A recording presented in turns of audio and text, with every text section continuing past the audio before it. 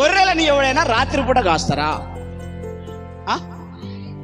అది కొంతమంది గొర్రెల కాపర్లు. ఎంతమంది? కొందరు. ఎందరండి?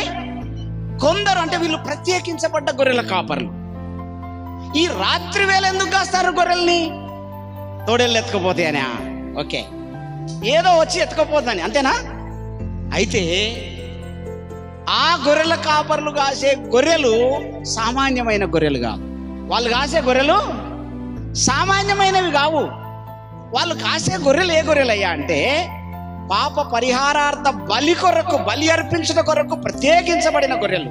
దేవునికి స్తోత్రం కలుగును గాక. ఆ గొర్రెలు వేరే వాడితో కలవడానికి వీల్లేదు. ఆ గొర్రెలు వేరే వాడితో కలిసి మేయడానికి వీల్లేదు. ఆ గొర్రెలు వేరే గొర్రెలతో కలిసి సహవాసం చేయడానికి వీలు లేదు. వాటిని ప్రత్యేకించబెంచాలి, అంతేనా కదా? నిర్దోషమైన గొర్రెపిల్ల రక్తం తీసుకుపోవాలన్నా అవుతా యాజకుడు. ఏమండి? అంటే ఆ కాలంలో యేసుక్రీస్తు నరావతారుగా ఈ లోకంలో జన్మించక ముందు ఈ లోకంలో జరిగేదంతా ఏంటంటే పాపానికి పరిహారార్థం చెయ్యాలి. పాప పరిహారార్థ బలులు జరిగేటి. ఆ బలుల కొరకు ఏర్పాటు చేయబడినవే ఈ ప్రత్యేకమైన గొర్రెలు. దేవునికి స్తోత్రం కలుగును గాక. ఈ ప్రత్యేకమైన గొర్రెలకు మరి దేవదూత అక్కడికి ఎందుకు పోవాలి? ఎందుకు పోయి చెప్పాడు? ఇప్పుడు చదవండి. ప్రభువు దూత వారి యొద్దకు వచ్చి నిలిచెను. ప్రభువు మహిమ వారి చుట్టూ ప్రకాశించుచుండగా నందున వారు మిక్కిలి భయపడిరి. దేవునికి స్తోత్రం కలుగును గాక. మనిషికి ఏది చూసినా భయమే, తెలుసా మీకు? చీకటి చూసినా భయమే, సడన్గా వెలుగు వచ్చినా మనిషి అన్నిటికీ భయపడతాడు. భయపడా అంటే అప్పటి వరకు ఎంత భయం ఉందో మీరు అర్థం చేసుకోండి. మీ ఊళ్ళో దొంగలు పడతారంటే వాడు నిద్రపోతారా? ఇంకా మధ్యలో 7-8 ఏళ్ల క్రితం ఒకటి వచ్చేసింది. ఏంటో తెలుసా? నిద్రపోతే చచ్చిపోతారట అని వచ్చింది. మీ ఊళ్ళో కూడా వచ్చిందా? ఎవడని చచ్చిపోయిందా? కానీ చాలా మంది నిద్రపోకుంటున్నారు. అంతేనా కదా? నాకాడికి కూడా వచ్చింది ఆ వార్త. నాకేమో నిద్ర వస్తుంది. ఏమవుతుంది? నాకు నిద్ర వస్తుంది. పండుకోతా అంటారు వచ్చి. ఏమంటాను? మీరు సపరేట్గా పోయి పండుకోండి, నేనేదో పండుకుంటా అని పండుకున్నా, నాకు ఏం కాలేదు. దేవునికి స్తోత్రం కలుగును కాదు. అంటే మనిషికి ఏంటంటే ఏ వింత చూసినా ఆశ్చర్యపోతాడు మనిషి. అంతకుముందు ఒక భయం ఉండే. ఏ భయం ఉండే అంతకుముందు? వారి మధ్యలో దేవుని మహిమ ప్రకాశించినందున వారు మిక్కిలి భయపడరు. అప్పుడు దూత అంటున్నాడు, ఏమంటాడు? అయితే ఆ దూత భయపడకుడి, ఇదిగో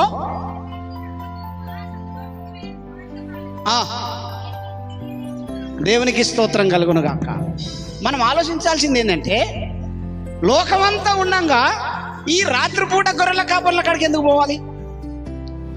లోకంలో జ్ఞానులు ఉన్నారు, తెలివికలు ఉన్నారు, డబ్బులు ఉన్న ఉన్నారు, పరపతులు ఉన్నారు, పలుకుబడి ఉన్న వాళ్ళు ఉన్నారా లేరా? పైసలు ఉన్నోళ్ళు ఉన్నారా లేరా? తెలివివంతులు ఉన్నారా లేరా? మరి వాళ్ళ దగ్గరికి పోవాలి కదా. ఎందుకు వెళ్ళిండు ఆ దేవదూత అక్కడికి అంటే ప్రజలందరికీ కలగబోయే సంతోషకరమైన వార్త పట్టుకొచ్చిండు. ఎక్కడి నుంచి చెప్పండి? ఎక్కడి నుంచి అండి? పరలోకం నుండి, పరలోక రాజ్యం నుండి యేసయ్య భూలోకం వచ్చినాడే. ఏ లోకం? పరలోక రాజ్యం నుండి యేసయ్య భూలోకం వచ్చినాడే. ఊరూరు తిరుగుతూ పాపుల కోసం మా ఊరుకొచ్చినాడే. ఎక్కడికి వచ్చిండు? దేవునికి స్తోత్రం కలుగును గాక. హల్లెలూయా. దేవదూత వచ్చి ఈ మాట చెప్తున్నాడు. ఏమని? భయపడకండి.